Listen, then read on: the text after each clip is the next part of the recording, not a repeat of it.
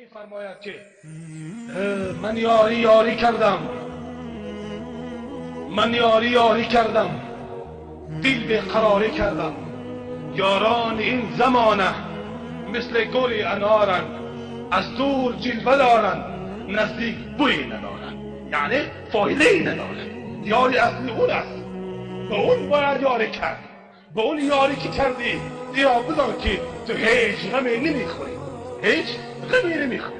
برای یاری کردن ملا بودن شرط نیست، عالم بودن شرط نیست، ایشان بودن شرط نیست، مولوی بودن شرط نیست، عادی مسلمان بودن شرط است. اون مسلمانی که همیشه رابطه دلت با الله باشد، رابطه دلت با الله باشد.